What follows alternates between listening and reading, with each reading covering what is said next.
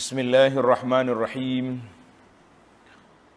Alhamdulillahi rabbil alamin, wassalatu wassalamu ala rasuli rabbil alamin, Nabiyyina Muhammad ibn Abdullah wa ala alihi wa sahbihi wa man walah, amma ba'd.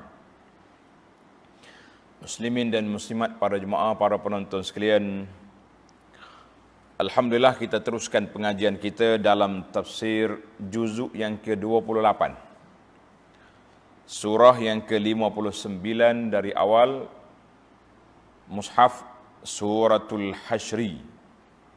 Surah perkumpulan puak-puak kafir menentang Islam. Dalam surah ini Allah SWT fokuskan kepada satu kumpulan besar di Madinah. Nama dia Yahudi Bani An-Nadir. Bani An-Nadir dengan dad. An-Nadir. Yahudi ni ada banyak kumpulan. Dia ada kumpulan Bani Qainuqa. Itu yang perawal, yang pertama lagi Nabi kita halau keluar. Kemudian tahun yang keempat Bani Nadir. Yang Suratul Hasyri ini banyak berkisah di awalnya tentang peperangan ataupun pengepungan ijla' halau keluar Bani Nadir daripada Madinah kerana dia jahat. Puncanya dia nak khianatkan Nabi SAW, cuba nak bunuh Rasulullah SAW.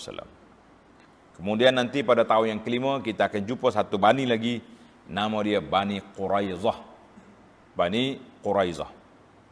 Alhamdulillah anda dah sebut dah dalam buku kita Sejarah Madinah Munawwarah. Kelebihan dari sejarah itu sudah ada kisah-kisah yang tersebut secara ringkasnya. Kalau nak baca panjang, baca dalam kitab Ar-Rahiq Al-Makhtum dan lain-lain kitab sirah yang mudah-mudah. Baiklah para jemaah sekalian, kita masuk kepada ayat yang ke-10. Ayat yang ke-10 buka Quran, kita baca 2-3 ayat, kemudian kita pergi kepada tafsir terjemahan pimpinan Ar-Rahman. أعوذ بالله السميع العليم من الشيطان الرجيم والذين جاءوا من بعدهم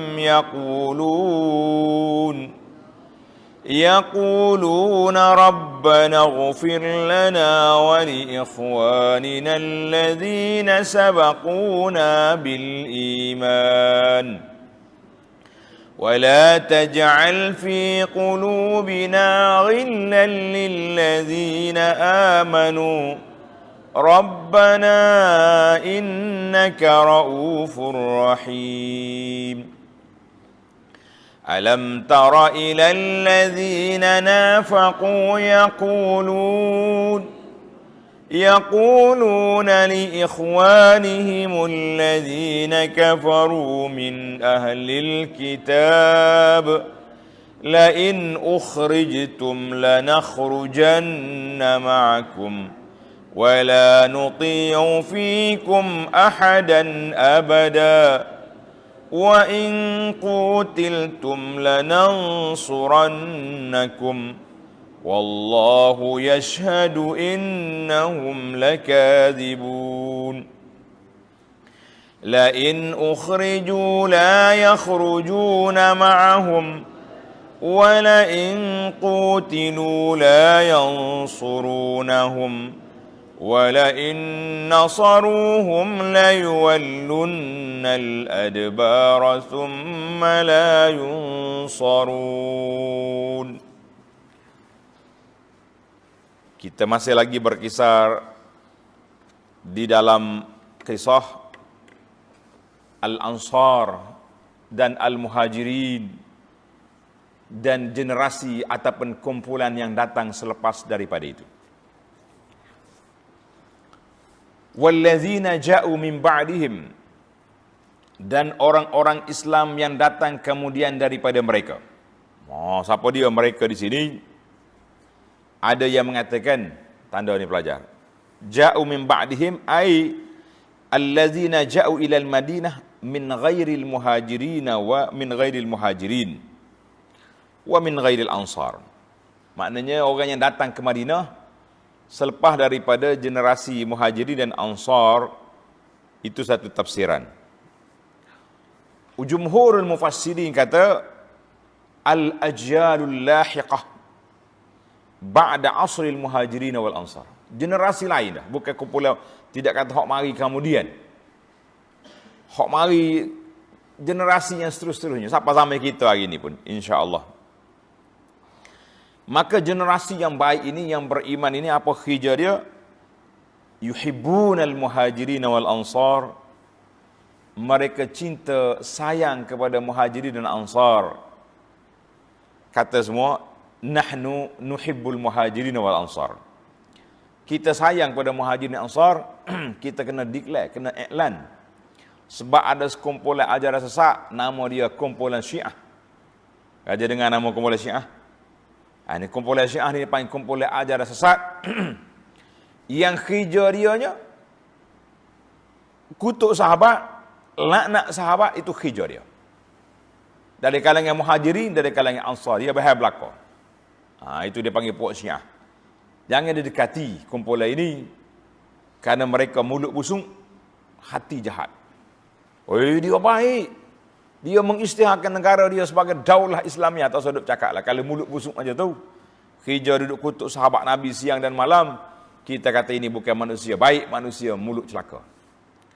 Jangan duduk jangan cuba-cuba nak mendekat. Tapi mereka ni masuk dengan jarum yang halus. Di atas nama mencintai ahlul bait. Mencintai keluarga Nabi SAW. Kita kata nahnu ahli sunnah. Kita mencintai Rasulullah SAW. Kita cinta kepada semua keluarga Nabi dan semua para sahabat Nabi radhiyallahu anhum wa ardahum. Tak ada pilih-pilih. Kalau tengok, kita buka dalam internet ya, tengok gambar. Dia tulis kain rentang sini. Aisyah finnar. Boleh dia kata Aisyah dan neraka. Berkali Aisyah kapu dia tu. Hak duk kutuk sahabat, duk maki sahabat tu Aisyah tu. Bukan Aisyah isteri Nabi.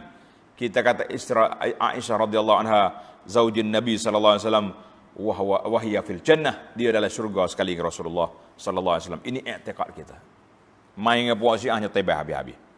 Jadi mari orang yang mari kemudian mencintai ansar dan muhajirin dan tandanya mereka berdoa untuk diri mereka dan juga doa kepada semua orang Islam. Tengok dalam ayat. وَالَّذِينَ جَاءُوا مِنْ بَعْدِهِمْ يَقُولُونَ.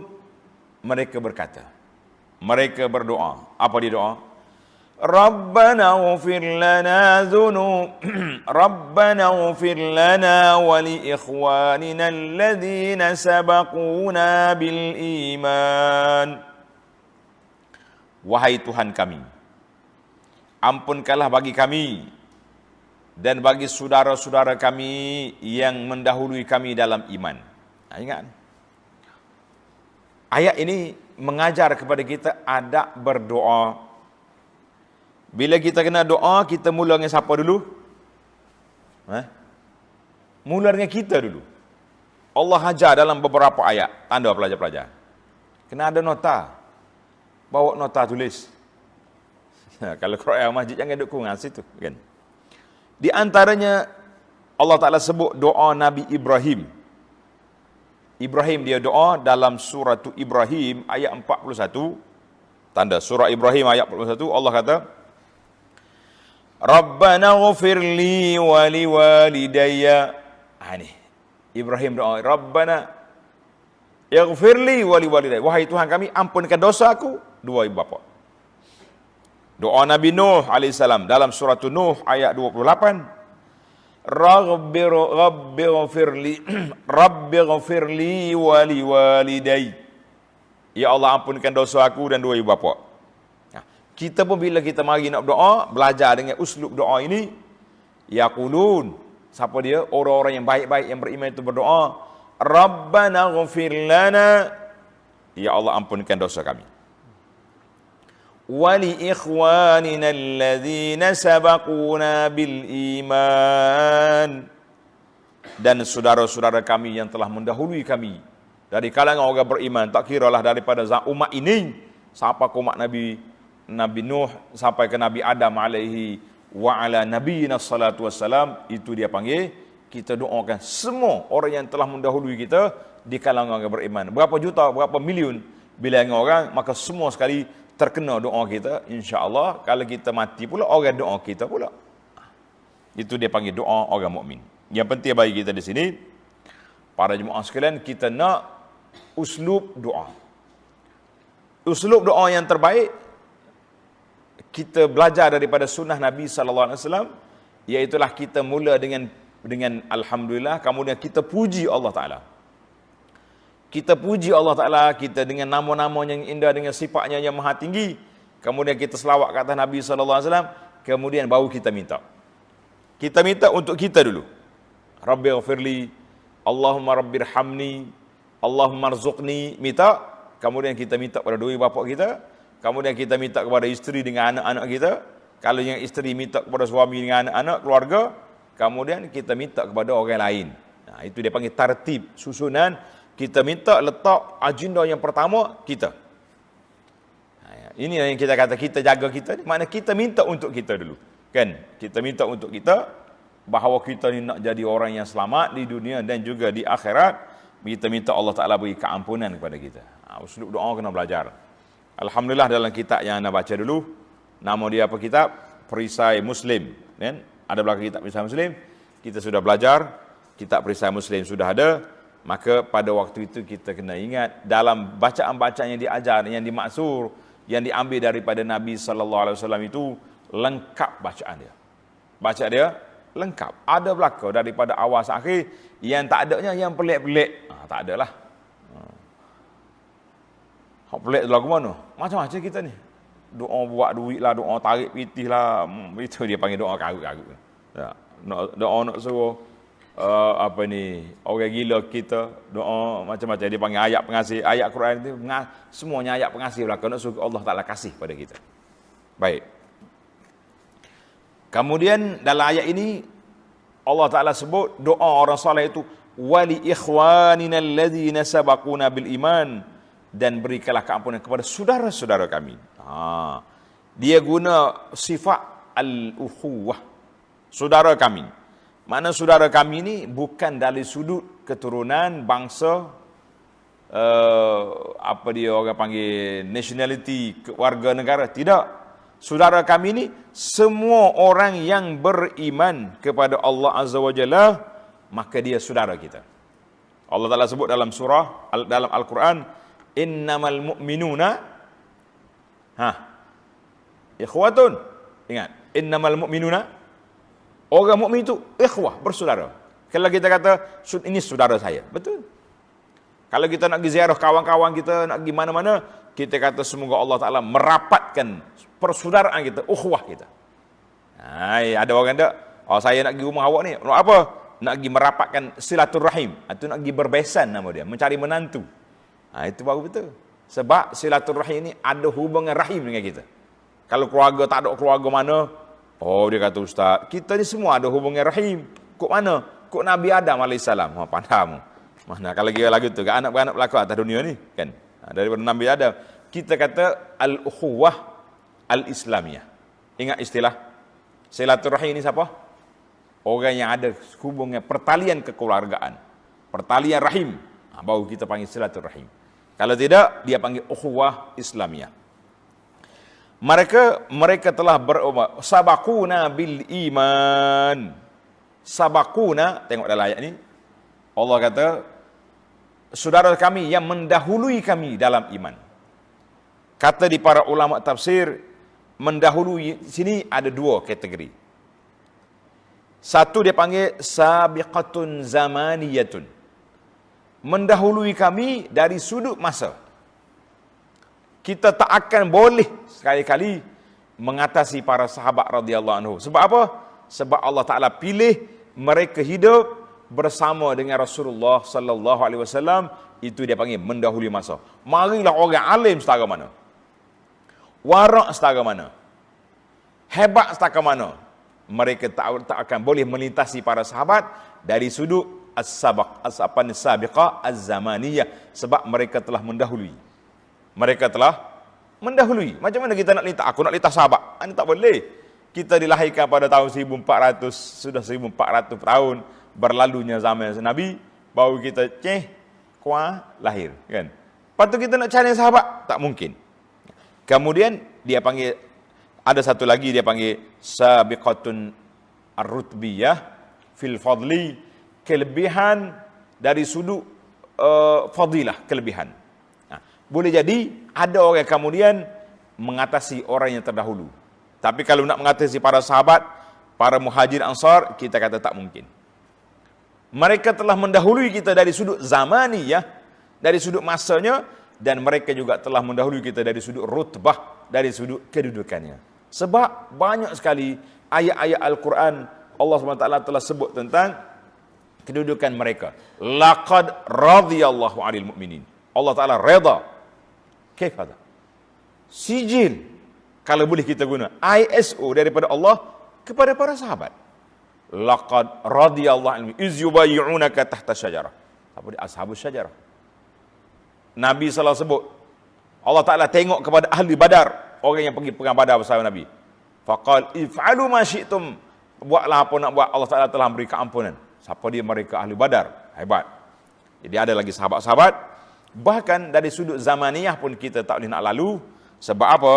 Nabi SAW sebut dalam hadis yang diriwayat oleh Ibnu Mas'ud dan lain-lainnya, bahawa khairul quruni qarni, sebaik-baik kurun generasi itu, kata Nabi SAW, generasi yang duduk sekali dengan Nabi, sahabat. Summal ladzina yalunahum, kemudian generasi yang kedua mari para tabi'in, kemudian yang berikutnya. Baiklah, hadis ini dalam Bukhari dan Muslim. Para jemaah sekalian, kita mengatakan dua sabiqah, alladzina sabaquna bil iman, dua kategori. Yang pertama, kategori yang kita langsung tak akan boleh cabar mereka sekali-kali, iaitulah as-sabiqah az-zamaniyah. Mereka telah mendahului kita bersama dengan Nabi. Ini tak boleh nak. Yang kedua, sabiqah dari sudut fadliyah, kedudukan, ketinggian martabat, kita juga tak nak cabar mereka. Tapi orang-orang yang kemudian, insya-Allah ada orang yang zaman kita ni mungkin lebih mendahului mereka itu dari sudut waraknya, takwanya, keilmuannya, kita kata wallahu alam. Tapi nak banding semua, khairul quruni qarni. Nabi sebut 3 kali. Bermakna 3 kurun. Kata di para ulama, kalau kita nak kaji satu-satu perkara di dalam perkara agama, nak tengok benda ni molek ke tak molek. Sebagaimana kata ulama salaf, Imam Malik atau kata la yuslih hadhil ummah. Tidak baik umat ini kecuali apa yang terbaik di kurun yang terawal dulu. Kalau bukan agama pada zaman Nabi, bukan agama zaman kita ini. Itu kata-kata ulama salaf. Boleh ditafsir lah. Kata-kata itu boleh dihuraikan, kan. Maka kalau kita nak kata agama zaman kita je jadi agama, hak dulu-dulu tu hak ketinggalan lah. Tak mungkin. Kalau kita nak buat kajian, penelitian kepada apa-apa yang berlaku dalam dunia ni, dari sudut agamanya, dari sudut akidahnya, dari sudut apa, kita pergi kepada tafsiran ulama salafus salih, tafsiran para sahabat, para tabi'in yang pengikut dia di dalam perkara agama. Dia enggak ada ambil kamu dia ni kita sudah jauh mereka daripada zaman nubuwah, kan. Baik. Itu doa yang pertama, doa minta ampun. Rabbana ighfir lana. Kemudian doa yang kedua. Ini penting. Doa yang kedua ni sangat-sangat mustahak. Kita kena kembarkan dengan doa yang pertama tadi. Para jemaah, tanda ayat ini. Surah Al-Hasyr ayat 10 ini kita jadikan doa kita hari doa harian kita, pagi, petang, siang, malam. Yang pertama sekali kita nak doa kepada kita dan semua orang Islam. Yang kedua, kita nak doa kepada hati kita biar betul, biar tenang, jangan duduk mengamuk kursi, jangan duduk kata ke orang, jangan duduk sakit hati ke orang. Apa doa dia? Kata-kata. وَلَا تَجْعَلْ فِي قُلُوبِنَا غِلًّا لِلَّذِينَ آمَنُوا رَبَّنَا إِنَّكَ رَءُوفٌ رَحِيمٌ. Dan janganlah engkau, ya Allah, menjadikan dalam hati kami perasaan hasad dan dendam, benci terhadap orang-orang yang beriman. Allahu Akbar. Aneh. Jangan ada dalam hati kami ini benci kepada orang yang beriman. Karena itu anak kata doa ini sangat penting untuk kita beramal. Hari ni bila mari bertukar warna-warni kehidupan dia panggil. Warna bendera, warna simbol ni, banyak orang Islam benci kepada orang Islam. Oh, kalau jumpa friend dia, parti hok sekali dengan dia, kafir nak hina Islam. Hey, toleransi. Orang Islam betul-betul duduk baca Quran sekali dengan kita, pergi haji sekali dengan kita, berkiblat pada kiblat yang sama, tapi oleh kerana warna lain, kita benci kepada dia, benci sungguh-sungguh. Ini bukan sifat orang yang baik. Maka kita kena doa. Apa doa kita? Kata belakang. Rabbana ighfir lana wa li ikhwanina alladhina sabaquna bil iman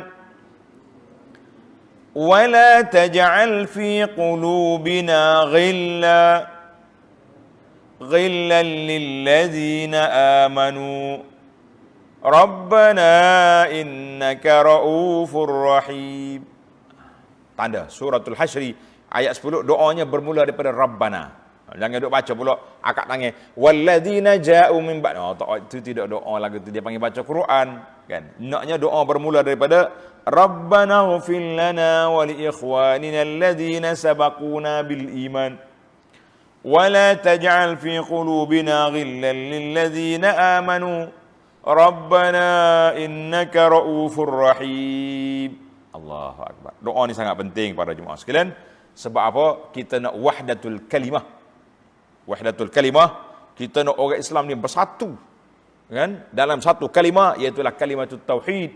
Semua kita nak mengagungkan Allah, mentauhidkan Allah SWT dan mengihyakan sunnah Rasulullah sallallahu alaihi wasallam. Kalau tidak, saya kau kafir, tak saya kau beriman. Penat kita ni. Mana Allah kita doa supaya Allah Ta'ala buang dalam hati kita ni karahiyah. Au bughdan lil mu'minin, benci, marah kepada orang Islam. Jangan. Oh, orang Islam jahat. Kita benci ke perangai dia. Boleh kita kata. Oh, ada orang nakal gitu. Aku benci kepada buatanmu, tapi dia sebagai seorang Islam, kita tak boleh benci. Faham tak? Dia panggil ada pemisahan. Kebencian itu kita pisah di antara kita tak benci kepada dia sebagai seorang Muslim, tapi kita benci dia yang buat perangai wuduh dia tu, kita benci. Kita kata, aku benci ke perbuatan dia ni. Bahasa malah, tak solat, tak tutup aurat, minum arak, macam-macam perangai, makan riba, rasuah, kita benci pada perbuatan. Tapi tak boleh nak benci kepada dia sebagai seorang Muslim, tidak boleh benci. Tanda pelajar-pelajar, al-ghillu, sakit hati ni punca dia mari mana? Sebabnya nombor satu, sebab ma yarisul insan min mu'taqad, sebab kepahaman kita. Ini penting. Bila kita tak sepahaman dengan orang ni, kita akan benci dia. Tak sekira lah siapa-siapa pun. Allah buat seminar, buat penganjuran, kononnya kita ya betul. Orang sahabat kita tu bukan sakat tak betul, kafir nah, bawa baca kitab mengkafirkan, itu bahaya. Kan? Kalau sakat kata ahli bid'ah, dia rendah sikit, tapi kalau kafir maknanya kita sudah kerak tali, putus. Dia di dalam neraka Jahannam. Jangan main-main. Pelajar-pelajar kita ni berhati-hati dalam isu meletakkan orang ni kafir, sesak. Kalau orang tuduh, itu dia tuduh, tapi jangan kita telan bulat-bulat. Ni kalau tuduh seorang manusia ni, dengar orang kata, tak jadi selalu. Kadang-kadang kita duduk belajar dengan ustaz kita sendiri. Berapa lama dah kita bertalaki dengan dia? Sekali orang mari contoh dia tengok, oh, ustaz ni gini. Pakat duduk bicara, sama-sama dia sosi. Lama-lama mari minta maaf pula. Patutnya kalau ni, mari jumpa. Orang tuduh gini-gini ni kenapa? Patut. Kita mudah. Sebab apa? Sebab batu api itu dahsyat. Kata di para pengkaji, batu api boleh merusakkan hubungan seseorang dengan orang lain dalam masa beberapa saat yang tak mampu dibuat oleh ahli sihir berbulan-bulan. Ahli sihir nak mampu, kita tak boleh. Baik, kita letak je. Jadi itu punca yang pertama, sebab kepahaman yang berbeza. Orang ni asyik duduk baca Quran, baca hadis je. Yang ni pula asyik duduk main kok mimpi-mimpi je. Mimpi tu mimpi ni, takwil tu takwil ni, akan balas itu. Punca yang kedua. salah pembacaan sejarah. Qiraah tarikhiyah khati'ah. Salah baca sejarah ni memang berat. Kita ni umat Islam, bila kita salah pergi baca sejarah awal Islam, sejarah pertembungan yang berlaku di kalangan pergeseran yang berlaku di kalangan sahabat zaman Sayyidina Ali dulu radhiyallahu anhu, sehingga timbulnya Khawarij, kan, dalam bab akidah timbulnya Mu'tazilah dan sebagainya, dalam bab ini sejarah timbulnya Khawarij, Sayyidina Ali dengan Muawiyah radhiyallahu anil jami' ada masalah. Kita salah pergi baca buku yang ada unsur Syiah, maka kita akan benci kepada para sahabat. Pengalaman saya, mula-mula keluar kisah sejarah yang dibaca dalam kaset. Syarit, dia panggil Arab kata syarit, kaset. Ada 8 siri, 20 siri. Ada seorang pembaca ni, sampai hari ni ada lagi atas dunia ni, kalau saya sebut orang kenal nama dia. Anda pun dengar dalam siri rakaman tentang sejarah yang berlaku di kalangan sahabat. Allahu Akbar. Kita biasanya nak dengar dalam travel. Nak pergi Mekah, ambil masa atas kereta dalam 5 jam ataupun 6 jam. Waktu muda-muda tu, kita bawa kereta daripada Mekah ke Madinah ni, 4 jam. Lepas tu tua sikit, ada anak, tak boleh lari legah. Selo-selo. Dengar dalam kereta, duk mengucap kita daripada Mekah, daripada Madinah ke Mekah. Astagfirullah. Lepas tu, jahatnya sahabat ni.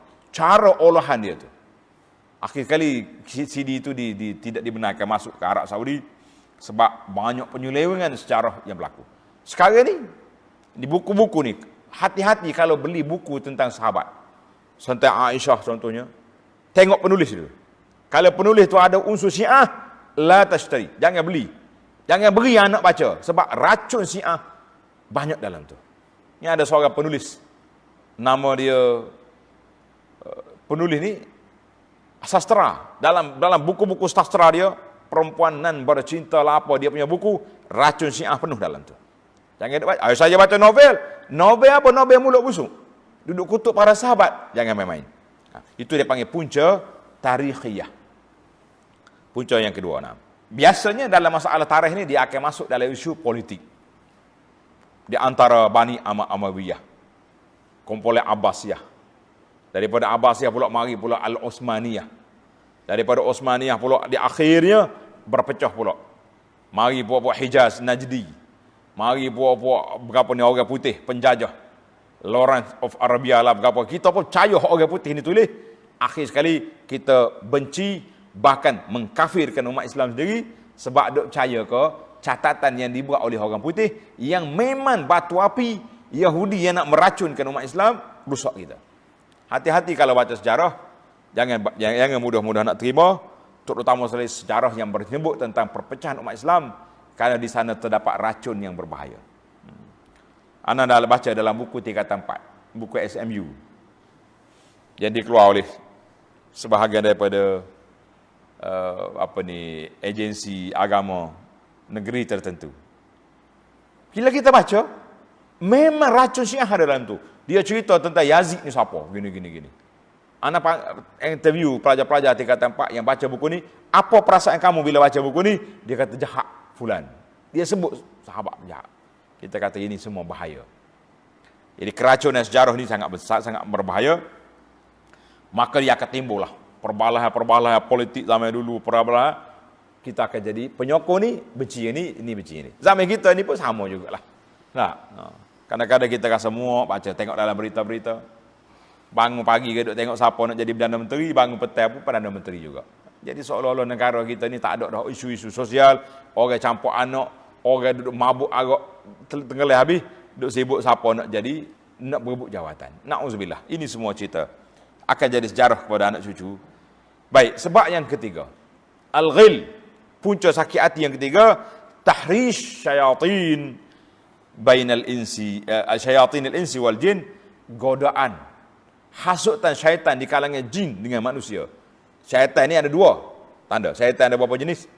Dua. Daripada jin syaitan, daripada manusia pun syaitan. Ada dua-dua ada. Maknanya godaan-godaan syaitan yang dibuat terhadap umat Islam, ini yang menjadikan kita berbalah sama kita. Yang keempat, punca yang keempat tanda, taghrirul i'lami, mainan media, peranan media untuk memecah belahkan porak-poranda umat Islam di seluruh dunia ni. Tak kira. Media channel ni, contohnya, anda dah senaraikan dulu, channel-channel Ahlus Sunnah. Ar-Rahmah contohnya. .com, Ar-Rahmah News. Mari puak Syiah, dia buat channel yang sama, Ar-Rahmah juga, tapi channel dia Syiah, racun penuh dalam tu. Ini bahaya. Mainan media. Media ni dia boleh angkat orang, dia boleh jatuhkan orang. Dia nak angkat orang, dia puji. Dia nak jatuh, dia keji. Jadi ada di kalangan kita, sebagaimana kata Imam Syafi'i rahimahullah ta'ala, likulli saqitatin laqit. Setiap benda gugur, ada pemungutnya. Betul? Siapa gugur? Sampah. Siapa pungut? Tukar sapu. Pungut tak letak sampah. Daun-daun yang gugur, siapa pungut? Kambing-kambing, lembu mari makan. Yalah, hak banyak sangat cerita lain. Yang penting ibarat kata, setiap benda gugur ada yang pemungut. Demikianlah ajaran sesak mari. Ajaran kerajaan langit kau, kerajaan apa kau, ada je pengikut dia. Tak habis-habis. Nah, hak mengaku jadi nabi, akhir zaman nabi Melayu, ada pengikut dia. Kalau dia tu mengaku jadi nabi, dia tolol, dia pengikut dia tu 4 kali tolol lagi. Nak kata apa? Boleh terima benda lagu tu. Maka itu dia panggil taghrir al-i'lam. Mainan media. Ada media-media di Malaysia ni, nama-nama tertentu jangan dibaca. Portal di berita dia memang berita batu api, berita nak melaga ke orang. Kalau dia ambil maklumat kita, dia letak tajuk lain. Baca tajuk tu benci kita. Oh, dahsyat. Bila kita cari maklumat dalam, tak jumpa.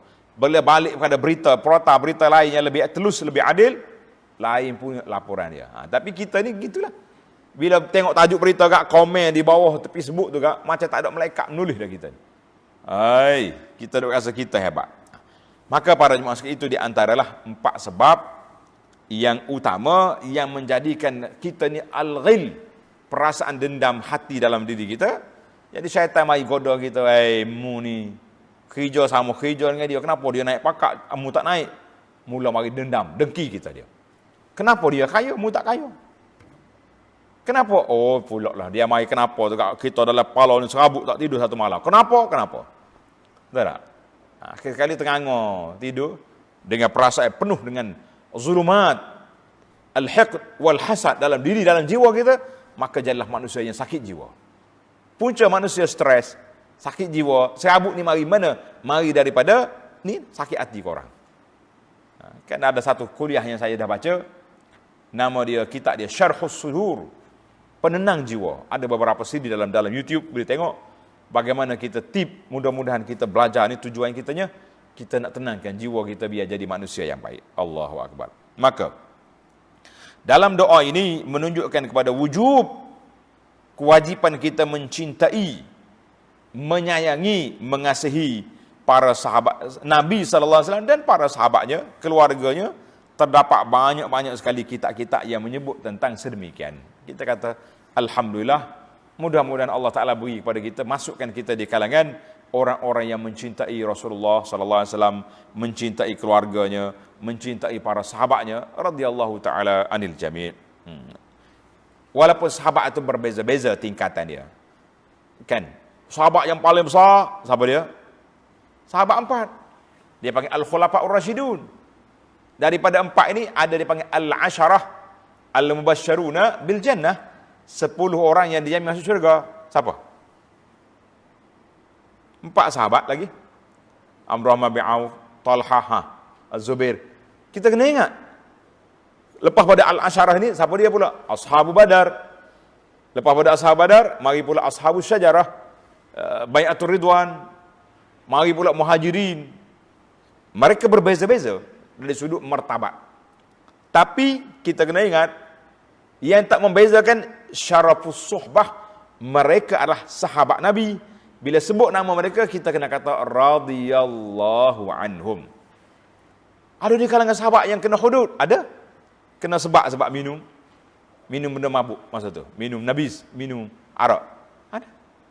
Ada yang direjam. Ma'iz radhiyallahu anhu direjam. Kita kata ada di kalangan maksiat itu ada, sebab kalau tak berlaku di zaman Nabi, bagaimana kita nak tahu undang-undang? Macam mana kita nak jalankan hukuman rejam? Macam mana nak jalankan hukuman sebat? Macam mana nak jalankan hukum potong tangan? ada berlaku beberapa kes yang sangat terpencil, sangat terkawal untuk perundangan dan syariat. Namun begitu, kita kena sayang juga pada mereka yang kata, oh dia ni, kan ada dalam riwayat kata, Nabi berjalan dengan sahabat, lalu dekat kubur Ma'iz, pakak duduk kata, oh dia ni, kalau dia dengar kata sembunyi-sembunyi, tak adalah kena bunuh, kena pukul, kena rejam, kena. Nabi dengar. Sampai depan jumpa bangkai, mayat. Binatang mati, bangkai. Nabi kata, siapa dia yang bercakap tadi? Turun. Pergi makan ni. Weh, busuk Rasulullah. Perkataan kamu tadi kepada sahabat kamu lebih busuk daripada bangkai ini. Nabi buat bandingan dengan cara tunjuk. Itu dia panggil wasailut ta'lim. Kita mengajar ni nak suruh nampak kuat. Apa dia, macam mana cara kita buat? Dengan cara kita tunjuk. Sekarang ni ada slide, kan? Ada video, ada macam-macam, ada lagi. Maka itu kita panggil cara wasailut ta'lim. Bagaimana kita nak suruh orang mudah faham. Alhamdulillah. Ini. Baik. Orang yang mari kemudian daripada sahabat, kuranglah dia punya martabat, nak kata. Walaupun warak sekarang pun tak boleh mengatasi suara sahabat radhiyallahu anhum. Sebab apa? Sebab mereka telah dipilih oleh Allah Azza wa Jalla menjadi sahabat Nabi, yang tak mungkin kita nak cabar mereka, tak mungkin kita nak challenge mereka. Allahu Akbar. Kemudian, kita kena ingat, Allah ajar kepada kita sini, berdoa kepada orang yang terdahulu. Menyayangi para sahabat radhiyallahu anhum, bukannya mencerca. Tanda. Tidak ada dalam Islam ini beribadat dengan mencerca maki orang, tak ada. La yuta'abbadu bis-sabbi wasyatmi. Tulis itu. Dalam Islam ini tidak ada kita beribadat dengan memaki-maki, mengutuk-mengutuk, laknat, tidak. Kan dalam hadis Nabi kita sallallahu alaihi wasallam sebut, aku tidak dibangkitkan la'an wala fahash, aku tidak dibangkitkan untuk melaknat, mengeluarkan perkata-perkata keji. Itu bukan daripada sifat Nabi sallallahu alaihi wasallam, bukan daripada ajaran Islam itu sendiri. Tengok sini, kerja maki, mengutuk ni bukan daripada cara kita beribadat. Bahkan Allah Ta'ala larang daripada kita maki Tuhan orang kafir. Tengok dalam suratul An'am, tak ada. Dalam suratul An'am 108, Allah kata apa? وَلَا تَسُبُّوا الَّذِينَ يَدْعُونَ مِن دُونِ اللَّهِ. Jangan sekali-kali kamu maki Tuhan yang diseru oleh puak kafir lain pun Allah Ta'ala. Jangan kita pergi kat berhala, kita cakap dengan bahasa Melayu bodoh lah. Kita menyatakan dalam pengajian akidah kita bahawa itu perbuatan syirik. Itu perbuatan mungkar, perbuatan maksiat yang paling besar, kezalim paling besar, asyirku billah. Tapi pergi kepada Tuhan, pergi tokong, pergi ke tempat berhala, ketik tok ca, kita duk main maki lah. Pasal apa Tuhan kata, Allah sebut sini? Kalau kita maki Tuhan orang, fayasubbullah, dia pula akan maki Tuhan kita. Kita lagi. Dalam hadis Nabi kita salam bersabda, dosa besar itu seorang memaki ibu bapa sendiri. Sahabat tanya Rasulullah, ada orang bodoh maki mak ayah dia? Nabi kata, ya subur abar rajul, fayasubu abahu. Dia pergi maki ayah orang maki ayah kita. Betul tak? Membalas dengan kawan kata, bahasa anak, pok tak kerti bahasa. Kawan dia jawab, pokmu. Itu makna maki. Bahasa mak tak kerti didik anak, makmu. Bila kita pergi maki Tuhan orang lain, Tuhanmu dia kata. Dia balas balik. Maka seolah-olah kita maki Tuhan kita sendiri. Itu tidak diajar dalam Islam, maki-maki. Bahkan maki syaitan. Adakah Nabi kita suruh ajar pagi-pagi kita kena maki syaitan? Ada. Yang kita diajarnya apa dia? Wa idza qara'tal Qur'an fasta'iz billahi minasyaitanir rajim. Allah Taala suruh kita isti'azah, minta perlindungan Allah Taala daripada godaan syaitan, daripada gangguan syaitan, daripada kacau yang dibuat oleh syaitan.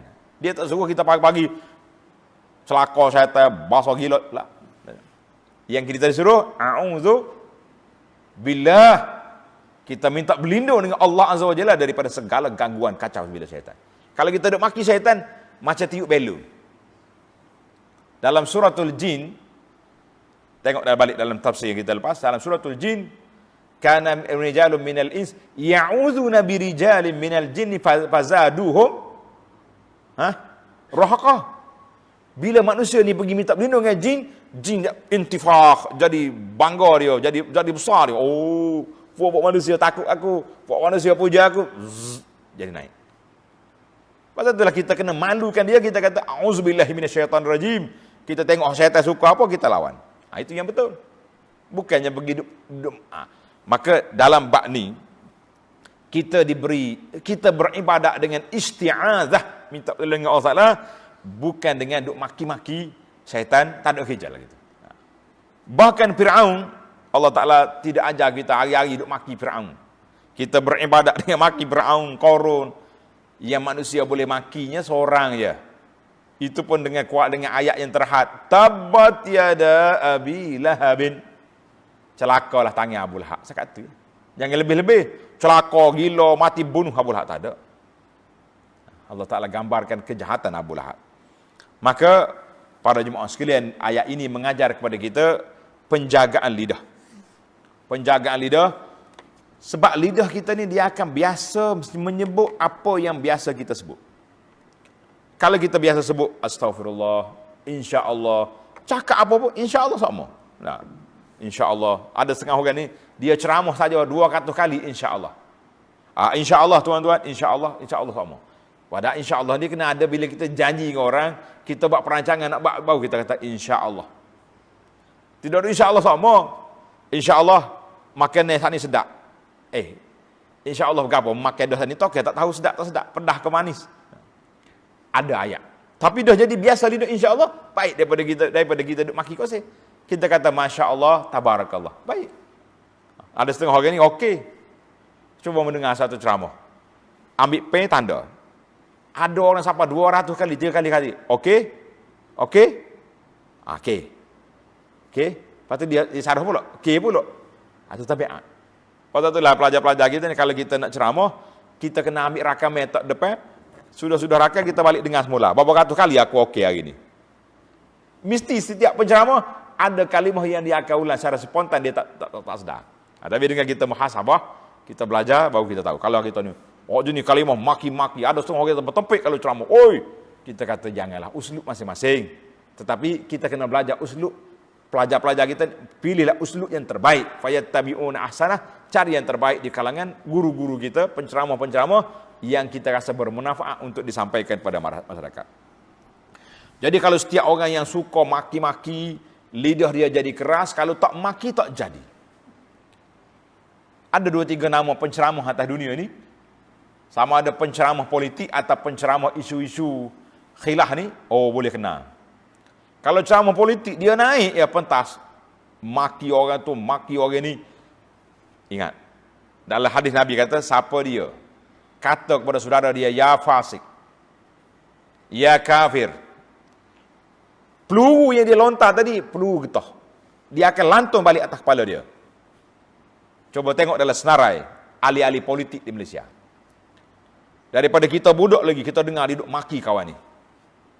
Sekarang ni orang dia maki itulah yang dia puja hari-hari duk arak sana sini nak lantik Perdana Menteri.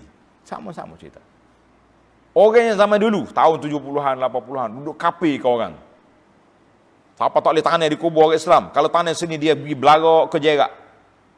Akhirnya dia mati di atas pentas tempat yang dia ludah itu. Ingat baik. Ada penceramah ni builah tajuk ke apa-apa.